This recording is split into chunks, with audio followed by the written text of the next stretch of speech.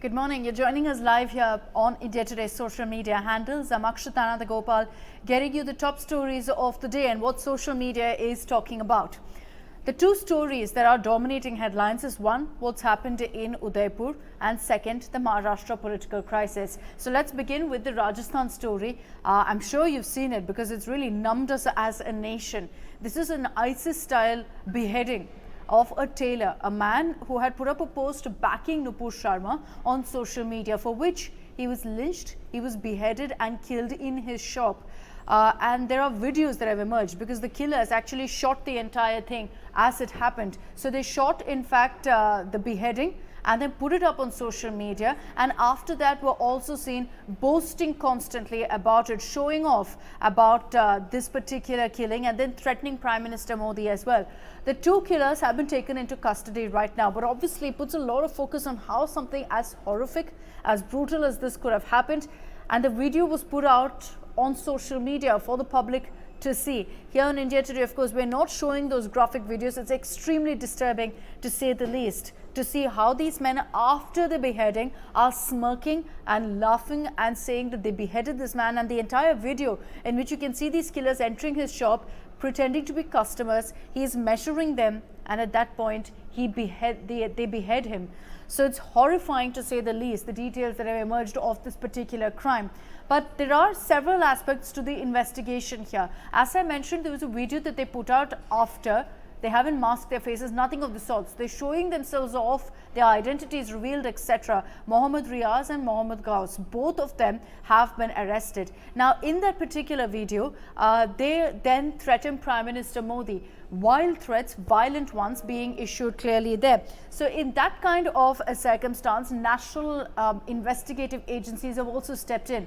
The NIA has been roped into the investigation because they want to take this extremely seriously. The fact that these people went public on social media to threaten the Prime Minister of the country over Nupur Sharma's comments. So that itself has led to a massive investigation. There's a suspicion that these two accused had in fact links to a Pakistani Islamic group based in Karachi. So that's also being looked into right now. But whatever said and done, there are a lot of questions about who's responsible for this kind of an incident where a man has been beheaded for backing Nupur Sharma. And you know the outrage, the backlash that broke out after Nupur Sharma's comment. Yes, her comments were completely condemnable, but does it warrant or justify this kind of action? And there will be serious questions about whether many in the political sphere and otherwise also instigated this kind of an incident by adding fuel to the fire constantly over Nupur Sharma's comments on the Prophet.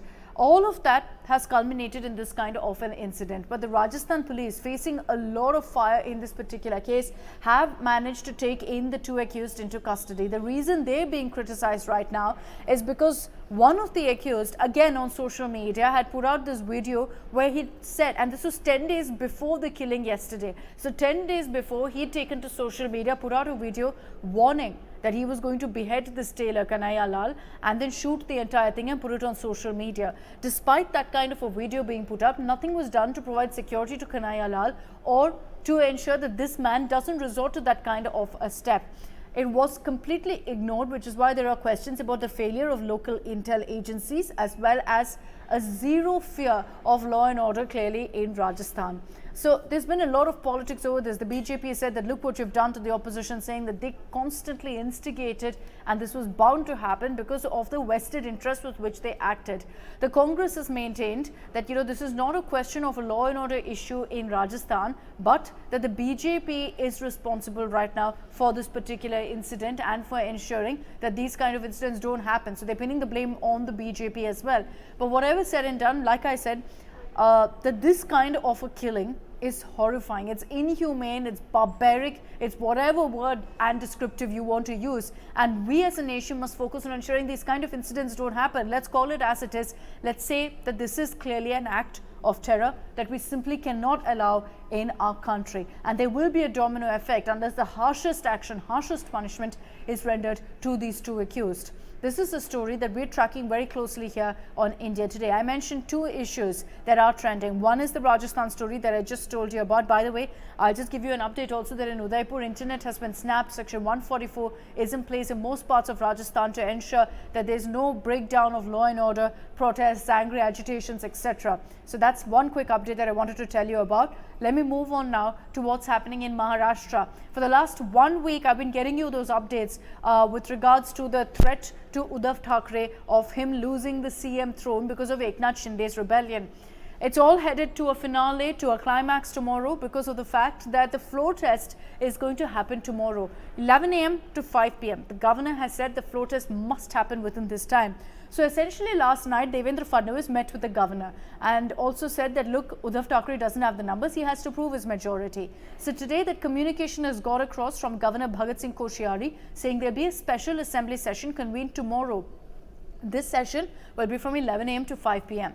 Does Uddhav Thackeray have any options to wriggle out of it? The governor has ensured no. He said no adjournment can happen. He said that there can be no other issue or agenda but this trust vote. He set a deadline of 5 p.m. as well, saying that the issue, the trust vote the floor test must happen by 5 p.m. tomorrow. Will Uddhav Thackeray now resign before the floor test is a big question mark, because what's very, very clear is that he doesn't have the numbers. No matter what he does now, he can't get the numbers. The only way he can kind of try to avoid this floor test, considering that the governor has said no adjournment, no agenda, deadline, etc., is to approach the Supreme Court, which has already happened. Abhishek Manu Singhvi, on behalf of Uddhav Thackeray, the Uddhav Sena, has approached the Supreme Court. The matter has been listed for urgent hearing, so anytime now it will be brought up in the top court. So interesting updates that are expected over the next 24 hours. Either Uddhav Thackeray could resign by this evening, or he could choose to go through that floor test, and if he doesn't pull off a miracle also at this point seems impossible for him,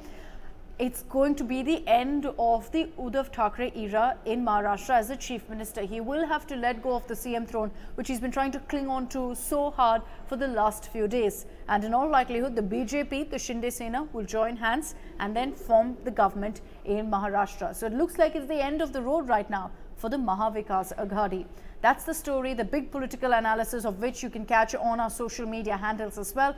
That's it from me. Stay with us here on India Today and on our social media handles.